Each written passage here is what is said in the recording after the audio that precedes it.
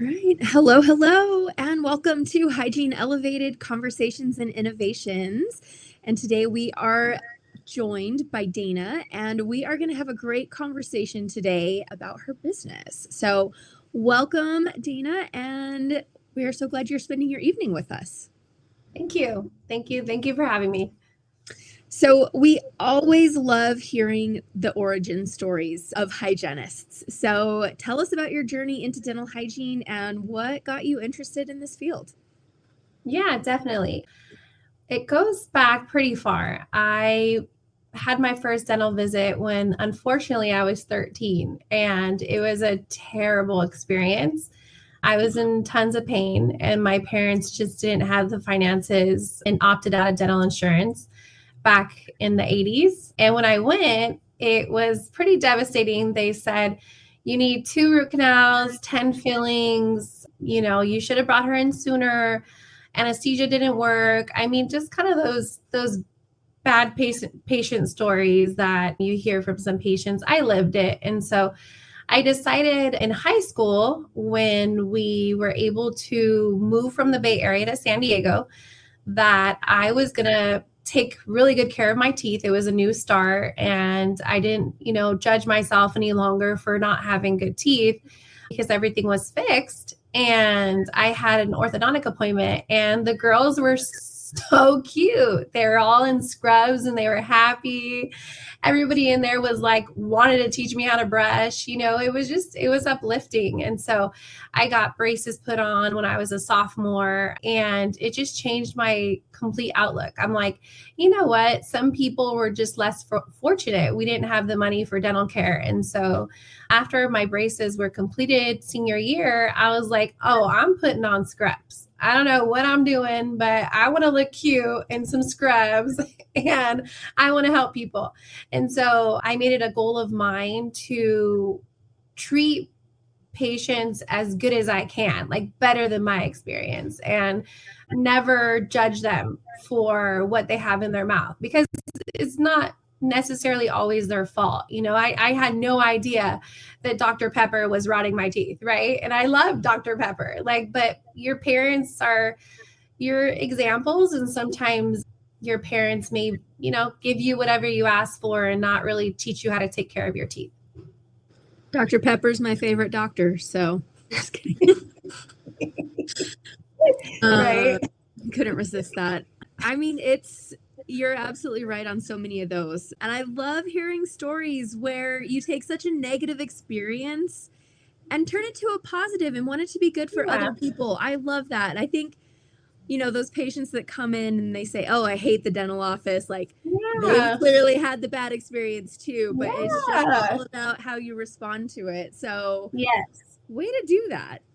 Cool. Thank you. It wasn't fun during hygiene school, though. It was quite embarrassing because they were like, knock, knock, knock, Dana's room. Everyone check out what a root canal looks like. And I'm like, ah. Or they would say something like, does anybody want to see what 1 millimeter of recession? I'm like, get out of my mouth.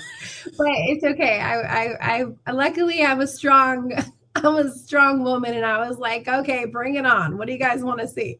You want to see a class 2 filling? Here it is. So you were a good example for learning, I remember having one of the students in our class had a bunch of implants, and I remember when we were just learning instrumentation, I was like, I don't want to touch these. No, absolutely not. But I mean, it was a good learning experience. But okay, so now that you've been through all of this, you've become a hygienist, you went through school, you've overcome, your difficult start. You've now started your own mobile dental hygiene clinic. I think that is so cool, and just what a really, neat thing. And it is kind of unique in our field. It's not that it's unheard of, but it is unique. It's something that's different. So kind of tell us what motivated you to start that and what it took to get that going. Yeah. So, I was first in private practice, like most of us when we graduate hygiene school. And I spent a lot of time learning how to build businesses, because when I got on board, I was always so fascinated with how come, what do we have to do to get a hygiene department? What do we have to do to get the recalls back? What's my percentage? How many of my patients love me? How many of my patients are unhappy with my care? How can I fix that? and I just always wanted to make sure that I was creating a new experience. I think it's actually part of healing, to be honest with you. I feel like the more people that I had coming back to me, the better care I gave them, and it just made me feel better within myself. So I was very motivated to make them feel like they're number one when they're in the chair, and not stress about everything else. And I always thought the dental office was scary because of my experiences. So I actually started off in pedo, which pediatrics was exactly where I needed to be. My first 4 years, I was working with high anxiety children. So we had to have an anesthesiologist come in.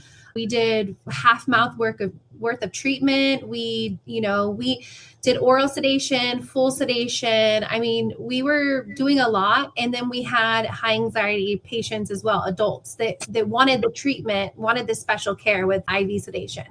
So that was how I started hygiene. And I feel blessed that I worked with a dentist that really believed in me. So she said, I'm going to send you to UCLA and I want you to get your EF license and I want you to do restorative with me.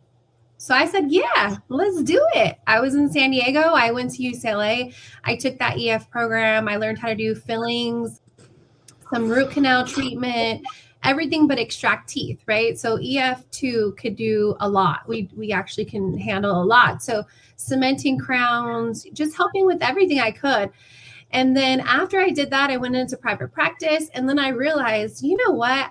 I can do this on my own. I know I have it in me to organize this. So the pandemic happened. And for me, the silver lining was time. My office, because I was managing my office, I'm kind of speeding this up a little, I'm sorry, but we decided that my office in the Bay Area, we decided to give away all of our PPEs to the cause, right, of COVID. And so we didn't know that we were going to have a massive shortage of getting our PPEs back. So we closed down our doors for 3 months. And within the 3 months, I was at home and I'm a busybody and I'm like, ooh, what can I do? What can I do? And I was like, okay, I know there's people not getting care. How can I do this? And so I took the UOP program for RDH and I took the modules, I completed it. And then right away, I started applying for business licenses and just became obsessed with how I can deliver the same or better care than I did in a dental office in someone's house. So I really wanted to master, how do I take care of the people that can't get here that still really, really deserve care? It's completely unfair that they can't get a dental cleaning or fluoride or sealants or, anything. They're bed bound. So I decided I wanted to build the business. Gosh, I feel like you just summarized so much in that time. Okay, we looked at the timeline a little bit, but how long does the EF program take? And for those who don't know the EF program, how long did that take versus how long did the RDHAP take? And you are specifically in California, correct? I am in California, and bear with me because I think times have changed, and that was in the beginning of my career. So I have been doing this for a while now. So I don't know what's changed. So I don't think my timelines are going to be accurate for everybody. But UCLA program was about a year of my time, and it was every weekend because I chose the program that was for working individuals. So there could have been people that did it faster than me, but I went in knowing that I had a full-time job. And I already had a baby. So I had a son and so I was working full time for the pediatric office. I believe that was about a year. I did have to take a dental board for that. And it requires you to be an RDA. So I have my RDA license, my RDH license, my RDHAP, and my RDH, did I say EF2? I mean, I did it all, girl. I said, look, if I'm going to do it, I'm going to do it to the best of my ability. I'll just do it all. What do I need to know as much as I know without going to dental school? And I feel so passionately that hygienists don't need to also be a dentist. Like there's no there we don't have to. We could stay in our lane and we can help people. And yeah, I'm just happy for my journey. I'm happy I did all of it. It did take a long time. The RDH AP program was half a year, I believe. It was about half a year. And that was modules and check-ins and online and case studies and a lot of pharmacology. It brings back all the information that we learned in dental hygiene school, going further than just like blood thinners, right? You want to know the people that we deal with at home on an everyday basis for me. And I got a few new patients today. They have 8 to 13 medications, like on average. So, you know, you do have to go back to the core of hygiene and say, what do they need, but how can I help them with what they have going on, and never, ever, ever to compromise our care, but also their health, you know? So it's a lot more responsibility. I mean, I love it though. I'm passionate for it. But yeah, those programs, that's how long it took. Half a year and then a year for the EF program, I believe. So with your business, there's like obviously a lot of time and effort it takes to commute and set up for each of your patients. What are some of the strategies that you are implementing to help keep that business profitable? Yeah. So I spend a lot of time on prepping before I walk out the door. I pre-label and pre-organize everything. So my 75% of my garage at home is a dental office. It's organized. It's my it's my ultrasonic cleaner. It's my sterilization center. It's my locked up files. It's all that stuff. And so I just gig out in there and I prepare everything. I review charts before I go. I put it all together in little neat packages. I do not waste time with, when you're at a dental office and you don't have a patient doesn't show and then you like to like pre-make trays or what have you. No, it's like ready to go. And I follow all the same OSHA and the same PPE stuff that we all do, like fully geared, all that stuff. What I think is helpful is making sure that you know where you're going beforehand and you map it out 2 ways. Print out a paper like old school in case your phone dies, especially when I'm constantly using my phone. So you make sure you're in the right place, bringing the backup chargers, right? So when you're there, you can plug everything in and just making sure that you're keeping it in one area. So I don't go outside of that radius. Like if the patients are more than 10 miles apart, it just doesn't make sense. So you just really have to keep them very close together.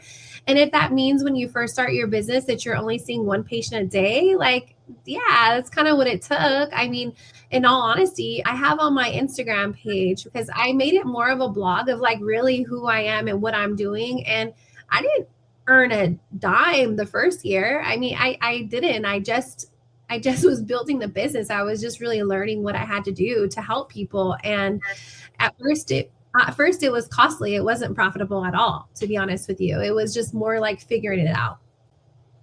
So yeah, so I would say staying very organized, which I think as a hygienist, if you guys agree, most of us are pretty organized as it is. We're kind of meticulous. I mean, if you like scraping off tartar off of people's teeth, you're meticulous. so that's what it took, really. That's awesome. So you're seeing most of these clients in their home, is that correct? Yes. Yeah. Okay. And so seeing them go ahead. Mm-hmm. Well, there's really there's 4 places that I see patients. So it's either going to be in a large facility where there's hundreds of patients there, but I'm only seeing 3 of them, or it's going to be in a care home that's smaller, or it's going to be at the residence, just that one residence. So, or it's going to be at a health fair or a school. So, I think it's wise to have them in one place, like I said, but definitely it doesn't, you have to grow to get there. You can't assume you're going to see like the whole facility, right? Like there's barriers to care that I could spend hours on talking to you guys about. There's a lot of barriers to care because the person that you're caring for is unable to care for themselves. So think about it. That person is normally not the one that's on the phone like, hey, Dana, where you at? Let's get down with the cleaning, right? I got to go through their daughter or son or distant relative, or sometimes they don't even have relatives that are alive. And you're like, wait a minute, who's visiting you? And then you realize there's not many visitors, and then you spend more time because you want to just hold their hand. Like, it's just different. Gotcha.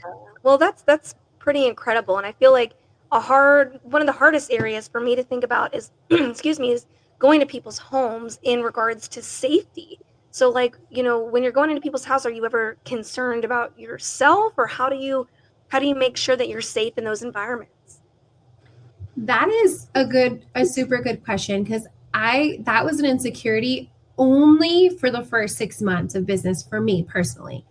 But I also grew up in the Bay Area where a lot of places are unsafe and it's just a busy city. So for me, we were raised with having your head on a swivel and like always looking around to see if there's opportunistic people around you. And so maybe it's more spiritual for me, but when I'm there at someone's house, I quickly realize what I'm really there for, and it's for them. And anything else around me is, I haven't been to a home in the last 3 years that made me feel unsafe. I know while I'm there, they know why I'm there. And I hope to inspire people that there's already nurses do this all day, every day. And there's physical therapists that do this all day, every day. And they're safe, and we're healthcare providers. We're delivering care. And a lot of people, when they see us in uniform or in scrubs or a lab coat or decked out in PPEs, they know what we're doing. They know we're not there to take advantage. And they also don't make us feel weird. I haven't really felt too weird. Only like random TMI stories patients will give me like, and I'm like, too, right? Don't share that, but no, safety hasn't been an issue for me. So with obviously being in people's homes, ergonomics can be a challenge. What things have you found to be kind of helpful with that issue? To be raw, because I am so transparent in my normal day life as a mom, as a hygienist, as a wife. Like my philosophy is just be honest so you're never caught in a lie. Ergonomics sucks when you're dealing with home health. It does. Everything at first when you learned at school, and I constantly, I don't know if you guys noticed, I've been readjusting because I'm like, oh my God, my ergonomics are trash right now. It's almost impossible when you're working on a patient that is bedbound. Some of them you can't move, and some of them you'll ask someone to help you move them to the edge of the bed, and then they have a condition that they're pulsating and they're moving. There's no real good answer to that. These patients are just in different positions, and it totally compromises my body. So because of that, I feel it's paramount to stretch, and it's paramount to take care of our bodies more than ever. It's paramount for me to like take a hot shower to relax my muscles. It's also super important that I don't see too many patients and bite off more than I can handle, because in the beginning, I was so gung-ho about it. And I was like, I'm going to see 5 to 7 patients a day. It's like, what? Dana, why would you do that? The reality is you're sweating bullets, ladies. You're hot. Like, you're in a home that's 75 degrees because elders are always cold. And then you're supposed to be wearing all this stuff. And then they're nowhere. They feel like they're like 10 feet away from you. So I wish I would have tell you that it's really easy to do ergonomics, but no, I normally catch myself in a mess, in a pretzel, and then I have to stop, fix myself, and then continue care, or I have to stop, stand up, walk away, come back because my back starts to tingle. And then I'm like, okay, the biggest thing I bought this year though that was helpful, I don't want to be so negative. I bought a kneeling pad that people use for flooring. And it's like a husky, like a 4-inch pad. And I started kneeling because my back was straighter instead of standing up and hunching and going down, or instead of being in a chair, but I'm too far from them because the bed and the handles and all that. So I got a kneeling pad. That's cool. I mean, it's cool for like one patient, and then I have to switch it up. So I go from like kneeling to standing to, it just really depends. It's just unique. It's just different. Yeah, every patient's different. Well, I feel like that speaks volumes, though, to the kind of person that you are, though, because you are twisting yourself into a pretzel and doing all these things just simply to help others, where, you might go some places where they won't even lean forward because it bothers their ergonomics, which ergonomics are important, but you're going above and beyond for people who can't get care for themselves. So I think that really speaks volumes.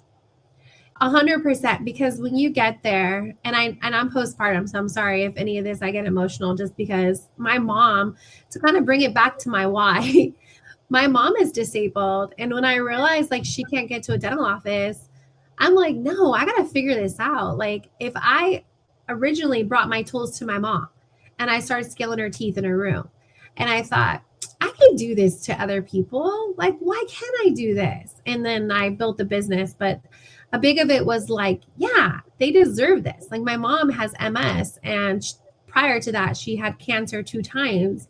And because she will laugh if she ever sees this, because she is made out of vinegar, I tell her, and she's going to live forever. I'm like, Mom, I don't know. They say like some wine gets sweeter and some wine gets more bitter, but my mom is a strong woman. And I realize that she deserves that care. And that's a big reason why I do what I do. And every time I take care of my mom and I help her in her wheelchair, I do things for her, it just reignites my fire that like, it's not fair. It's not fair that people don't get care. It's not right. And they shouldn't be ignored. And I think eventually, if this catches on well, every state will have an AP because it's so necessary. It's not just California. It's really not. They're everywhere. Disabled individuals, young and old, not just old. There's a lot of kids that need us too. Yeah, absolutely. I think, just the whole movement of mobile care in dentistry is really catching on. And, people that were pioneers such as yourself are really, I think you're really starting something big and something incredibly important. And from my understanding, you also started a foundation. Is that right? And kind of tell us a little bit about that. Yeah, so I have an event coming up on Saturday, which I have been using all my maternity leave to like try to get things organized. And it's going to help 250 homeless and low income individuals. So this is my first time with this exact population. In the past, I did some stuff at a migrant camp, which I felt so happy that we were delivering free care to them. They're the ones that are like literally getting our food for the grocery store. And I was just like, yes, like these people don't have dental insurance. Let me help them. And a lot of that stems from me not having dental insurance, So I feel like everything just kind of goes full circle for me. But we delivered care at migrant camps. That was super successful. And that motivated me to just keep going. And the event is for homeless and low income. And so when I first started doing this, it was super clear that people that need you have limited incomes. And they sometimes are so limited that they are homeless and they don't have anything. And then you lay your head down at night, you're like, well, do only the affluent people deserve care, or is it everybody? Like, do I believe that everybody deserves oral health, or do I just believe that the people that have money, right? And then I was like, no, it bothered me like a lot. Like it bothered me. Like when I first got into RDHEP work, I was like, oh, I'm everyone's provider. Everybody can see me. And then I realized, oh, snap, the overhead's super high. Like malpractice insurance and supplies. And you guys know dental supplies are super expensive. You know, like cordless prophy, cordless polishers. Like I had this event, I need like 3. And I'm like, they're all $1,000 each. Like what? Like this, it adds up so fast. Mm-hmm. And with that being said, I just realized I got to do both. I got to open a for-profit and see affluent people that can afford me. And I believe that if I give back from my for-profit and I pour into my own nonprofit, then I'm serving my purpose, because I could use the money in the foundation to treat the people that called upon me that don't have the resource. And it's not going to be everybody. There are a lot of people that can afford it, but there's also a lot of people that cannot afford it. So that's why I decided to do both. That's brilliant. Yeah, I think that's a great give Brilliant. back and kind of an extension of your why. So. Yeah, for sure.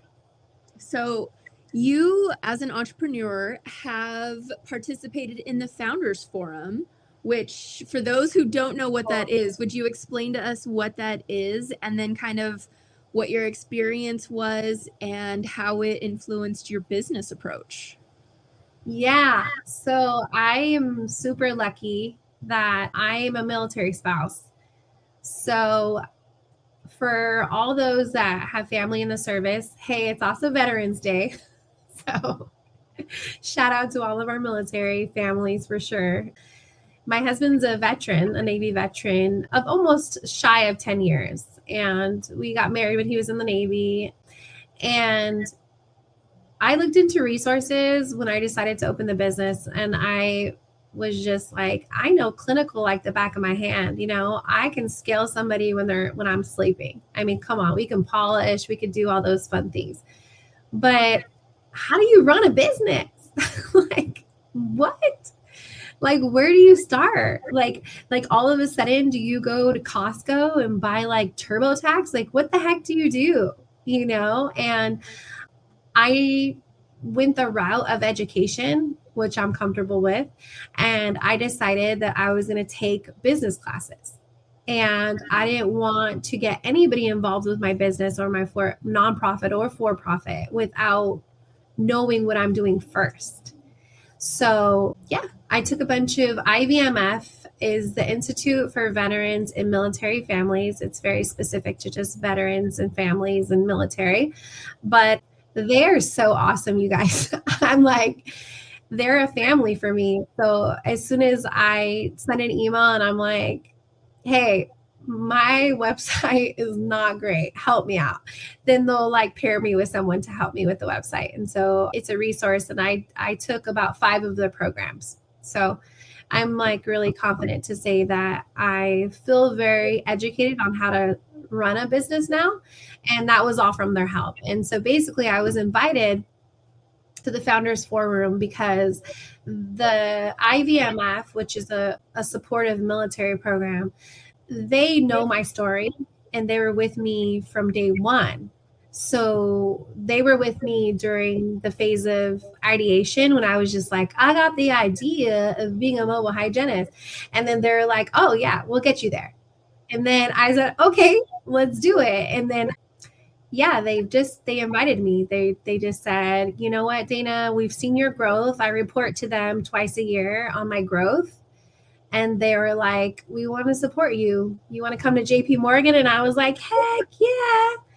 And I was super scared. Don't get me wrong, but you just do things scared. You just do it anyways. I mean, what's like the worst thing that could have happened, right? Like I told my husband, what's the worst thing that happened? We're going to DC. Yeah. And he's like, but you're 1 month postpartum. And I'm like, I know, my baby's 4 weeks. Like he's nursing, like, let's just go. And he's like, okay, I'm here. I support you. And then we hop on the plane. We got there. The trip was absolutely crazy at first, but it ended so well. And I was excited. It made me want to do more pitch competitions. I mean, I was pitching to them like a mini Shark Tank. It was super nerve wracking, but it was really cool. That is That's such a cool awesome. opportunity and way to maximize all of your resources. Heck yeah, girl. We have to. Yeah, Because I was. I bootstrapped it, girls. I bootstrapped the business. I saved a bunch of money. And then I just, before you know it, you're like, I was writing money and all of a sudden I'm like $40,000 worth of equipment and it's just bang, it's gone. That's awesome. And you're like, how did I just spend $40,000? It's crazy. That's crazy. I know. Well, I just wrote that down because I'm a military spouse as well. I had never heard of that. So I was writing that. I was writing notes while you were talking because I'm like, I'm going to look into that. That's absolutely incredible. Oh my God. You probably don't need me to help you, but if you want to call me offline and I will walk you through which programs are like critical, and they are so supportive. Oh, I will definitely do that. Absolutely. Thank you for that. So as an entrepreneur, like you were saying, you postpartum, you brought your baby to the Founders Forum, you're doing all these things, taking all these classes. It can be really hard to have a balanced and healthy home life between, half your work is in your garage and to and from and back and forth. So what kind of boundaries do you have set in place to make sure that you're, really balancing life, between work and home? Yeah. So I only see patients 3 times a week, maximum. And I came from a maternity leave, so I was able to get this whole health fair and dental fair organized. And I'm a spiritual person. I'm a Christian, so I pray on it a ton, and I just pray, and I'm like, where should I go with this? Should I work more on my for-profit? Should I work more on my nonprofit? Where should my time go? Like, what should I be doing? What should Dana be doing with her time? Is it social media? Where does it go, right? And so I say absolutely not seeing patients on Fridays. My oldest is 17 years old. He plays football and rugby, and I'm there at those games, screaming my head off, and I wouldn't be anywhere else. That's my oldest, and my other kids have basketball games on Fridays. I'm there, right? So Fridays for me is like no patient day at all. Don't find me anywhere on a Friday. Like, I'm with my family. And I just think it's really important that if someone were to call me and need something from me, but I'm with my kids, I'm with my kids. And if they leave me a message, cool. But if they don't, it's okay. I feel so good about what we're doing. I have so much passion for, if I get someone in the chair with me, I know it's going to go well, that I'm okay to not capture every single call. And some people are not, but I just really believe that if I don't capture every call, maybe when I'm bigger and I can pay for a service, but I'm okay. I'm okay with not working every single day. I love that mindset. I think that is beautifully stated and something that so many working moms could really benefit from, because I'm kind of the same way, trying to find my balance, and that's a really good way of thinking about it. Yeah. And Sundays are always family day. Oh yeah. So in our house, it's God's day on Sunday. It's a family day. We're having breakfast. We're having lunch. We're having dinner. Everyone's at the table. And if you're not there, you're in trouble. I mean, it's, so yeah, that's our balance. No, balance is absolutely critical. So everybody's line is different. So absolutely drawing those lines is absolutely important. So yeah. Okay. Well, we like to wrap things up with our standard 2 questions. So as a hygienist and even as a business owner, what is something that took you too long to figure out that you wish you would have known earlier? Don't be a perfectionist. Just do it. And, if I was talking to my younger self, it would definitely be just do it. And then if you don't do it right, it's not really a fail. It's just a lesson, and it gets easier every single time. And there's always going to be people that know more than you, or, you know, dress nicer than you, or, you know, have more money than you, and it doesn't matter. You know, if your intentions are good and they're positive, then I think that it will prevail anyways, and it will grow anyways. And there is hundreds of thousands of people that need help, and they're not receiving help. So I don't believe that I'm in a competition with anyone. And I wish that all of our colleagues as hygienists would agree that we should all just be helping each other. And I wish that I just overcame that faster, and I wasn't so scared to reach out to people. Maybe it was for the fear of being judged or something. I don't know. But yeah, I think it took too long to like pull the trigger on certain things, you know, just because I was so nervous. Yeah. And even speaking with you guys today, if you guys check out my social media, I am not on there all the time, because I would struggle with like, is this what people want? Am I doing the right thing? What do they want to see? You know, what if I stutter? Like, who cares? You know, we're in, but that stood in my way for a long time. And honestly, my patients are not on social media. They're older than that, and they might find me in a newspaper article, so we'll make sure that looks good. But I can just have fun with it and not be so serious. I think that's great, because I feel like there's such a stigma of there's not enough room for everyone. And I think in the dental community, because it is so small, there is room for everyone.